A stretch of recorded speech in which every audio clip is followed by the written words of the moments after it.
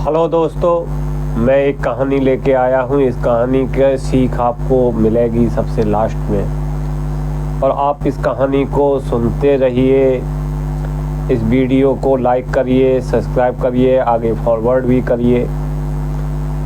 ये कहानी देखिए, मैं जो भी कहानी कहता हूँ या जो भी कहानी मैंने सुनी है अपने फादर से, अपने बुजुर्गों से, उन कहानी से कुछ ना कुछ सीख मिलती है। अब सीख मिलती है अच्छी भी और बुरी भी। वो आपकी मानसिक स्थिति के ऊपर होती है कि आप कौन सी सीख लेना चाहते हो और आप उसका इंटरप्रिटेशन कैसे करते हो। इंटरप्रिटेशन का बहुत महत्व है। इंटरप्रिटेट कैसे की जाती हैं चीज़ों को, वो उस पर निर्भर करता है। खैर, कहानी में स्टार्ट करता हूँ। कहानी एक छोटी सी है। एक जंगल होता है, जंगल में शेर और शेरनी रहते हैं। शेर और शेरनी सुबह के टाइम में निकल जाते हैं, बच्चे उनके भूखे रहते हैं, छोटे होते हैं, शाम को आते हैं। एक बार होता क्या है कि जब वो देर से नहीं लौटे, देर हो गई, उन्हें कोई शिकार नहीं मिला, शिकार करने का मन था तो शिकार नहीं मिला, देर से आए, वो लौटे तो बच्चे भूख से छटपटा रहे थे, छोटे छोटे बच्चे थे। उसी समय एक बकरी वहां से गुजरी, तो बकरी ने जब देखा कि ये बच्चे जो है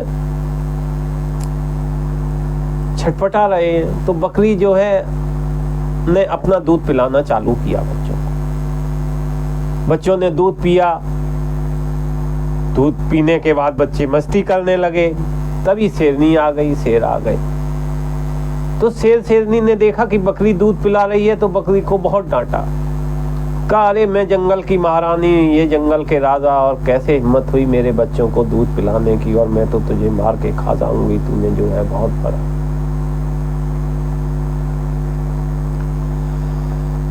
तो उस समय बच्चों ने कहा कि देखो माँ, इस बकरी ने जो है हम पे तो बड़ा उपकार किया है, हमें भूख लग रही थी, अगर ये ना आती तो हम तो मर गए होते। तो शेर खुश हुआ, कहा कि चलो अच्छा है, और कृतज्ञता के भाव से बोला कि बकरी, तेरा ये उपकार मैं जिंदगी भर नहीं भूलूंगा,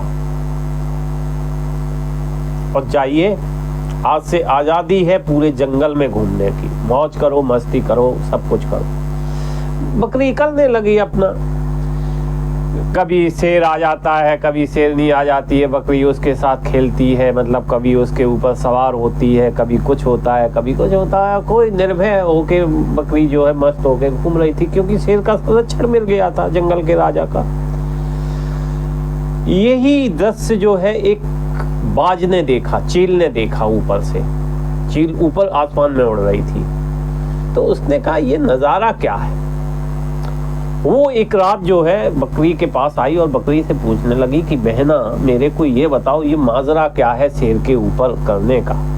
कहते, देखो ये परोपकार का जो है फल है, मैंने परोपकार किया था, ऐसे ऐसे उन्होंने कथा बताई, बच्चों को दूध पिलाया और शेर ऐसे हो गया, और ये परोपकार का महत्व है, इसलिए जो है।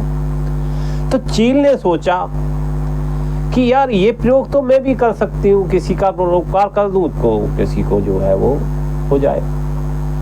तो उसने देखा क्या, अगले दिन अब उसकी परोपकार की भावना बन गई। तो परोपकार की जब भावना बन जाती है तो आदमी फिर सभी के साथ परोपकार करने लगता है, सोचने लगता है, तो वो मौका भी चाहिए उसका। तो एक बार उसने देखा क्या, वो ऊपर आसमान में उड़ रही थी, उसने देखा कि कुछ चूहे के दो बच्चे हैं, छोटे छोटे, बेचारे एक दलदल में फंसे हुए हैं और निकलने का प्रयास कर रहे हैं, लेकिन कोशिश बेकार है। तो उसने क्या किया, उन चूहे नीचे उतरी और चूहे के बच्चों को पकड़ा और सुरक्षित स्थान पर पहुंचा दिया। बच्चे भीगे थे, सर्दी से कांप रहे थे। तो चील ने कहा कि चलो अपने पंखों से थोड़े इनको गर्मी भी दे देते हैं, तो इन्हें थोड़ी सी राहत मिल जाएगी। तो उसने छुपा लिया और वो गए। उसके बाद चील उड़ने को तैयार हुई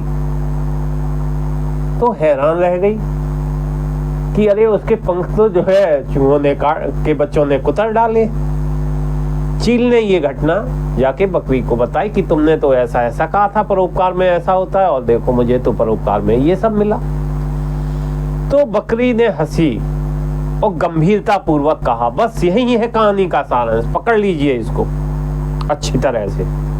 बकरी हंसी और गंभीरता से बोली, उपकार करो तो शेरों पर करो, चूहों पर नहीं, क्योंकि कायर कभी उपकार को याद नहीं रखते और बहादुर कभी उपकार को भुलाते नहीं हैं।